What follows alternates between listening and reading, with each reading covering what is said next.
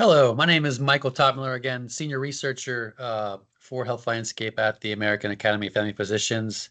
Today I'm going to walk you through how to use My Maps in Google to create your maps for your projects. So I'm going to start at just google.com. I'm sure everyone has used this before. To get to My Maps, you need a Google account or a Gmail account, but I'm just going to search for My Maps, and it'll pop up here. We'll get to My Maps. I already have some other maps I've made before. I'm going to go ahead and create a new map. So go to Google My Maps and you'll create a new map. Go ahead and hit create here. And we'll see a blank map of North America here. So for this demonstration, we're going to focus on Mexico. So I'm going to zoom into Mexico here a little bit here. And for this project, we're going to think a little bit about malaria. So I know some of you are working on have picked different diseases for your projects. Malaria is one of the most important diseases around the world in terms of mortality and incidence and things like that. I'm going to go ahead and look at this other report here for Mexico, where we can see malaria levels, which have really decreased over the last few decades in Mexico, where we can see the areas in Mexico that still have some malaria available. So you can see in the northern part here, northwestern part, central, and then the very southern part of Mexico. So we're going to keep these areas in mind when we're making our maps. I'm going to come back to our maps here. So the first thing I'm going to do is I'm going to use some basically annotations to mark out our priority areas. So again, when we talk about mapping, typically what we're looking at is identifying areas of need and then layering on top resources to help address some of those needs. So I'm going to come up here to our draw a line button, grab this, add a line or shape. I'm going to come here and make a big box around, try that again, around southern, I'm going to delete that there, start this over. Come and grab our line or shape here.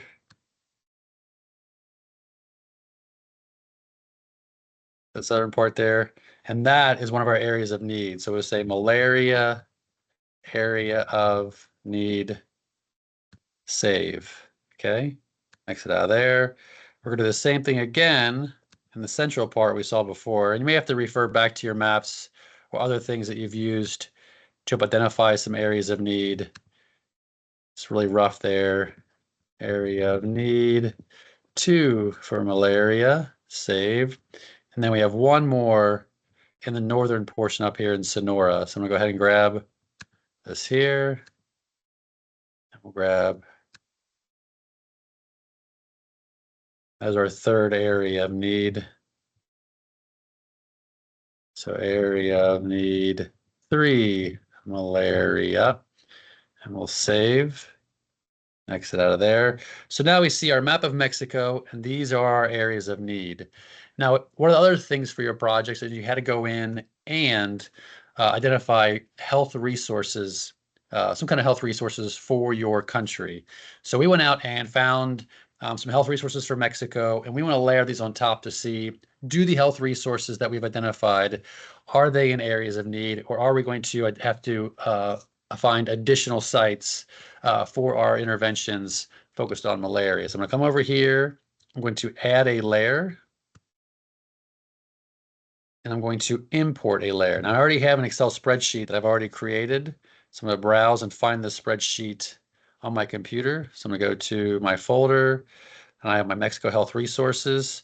Now keep in mind, this file I have here is a file of actual place in Mexico, but just made up locations because I don't have the health resources in Mexico.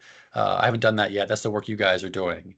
Now I'm going to come over here and I have to tell the system which fields are important so I can map these things. And usually this is the address, city, state, postal code or zip code, and country.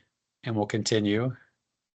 And if we want to do a title, we'll do name. That way when we click on it, we know what it is. And we'll finish here. So we should see within a few seconds the locations on a map. I'm going to zoom out a little bit so we can see where they are. So we can see where we have these locations. And we scroll over, we select it. Let me scroll over here so we can see a little better. We see Guanajuato Health here. See the address, it's a clinic. Then we had some data about the percent of female workers.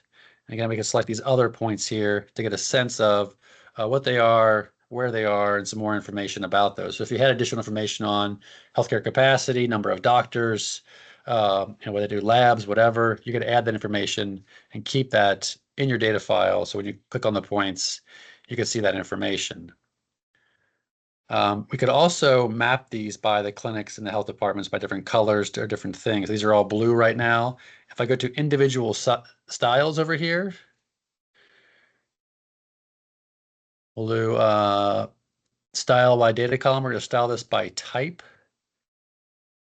And then we're going to change the colors here. See if it lets me, all categories here. See if it lets me do this. Oops. Let's try this again. Style by type. It won't let me change. Sometimes this can be a little bit tricky in terms of getting the colors work, right? They're different colors. They're just hard to see the differences. So we're going to change this way manually. So health departments will be orange and our clinics will be yellow so we can see it more clearly. We'll close this out. So now on the map, we can see our health departments are the orange points and our yellow points there are our clinics. So again, we get a sense of, based on our areas of need, our resources don't seem to match up all that well. So again, this is a quick way you could say, okay, we need to find additional resources in these areas. Now I'm gonna come over here. I'm gonna title this map, Mexico, malaria resources. Again, you could add a description if you wanted to. We're gonna go save this for now. And so now when you go back to your Google account, you have this map here. You can show this map, pull this back up, make edits to it, and really do whatever else you might need for the map. You could also come in here. I'm going to hit this and go back to our screen capture software, which we did before. And do a screen capture. And again, we could drop this into a report or a presentation and do whatever we want with it. So thanks for listening. And again, if you have any questions, you could always email Dr. Visman or myself. So thank you.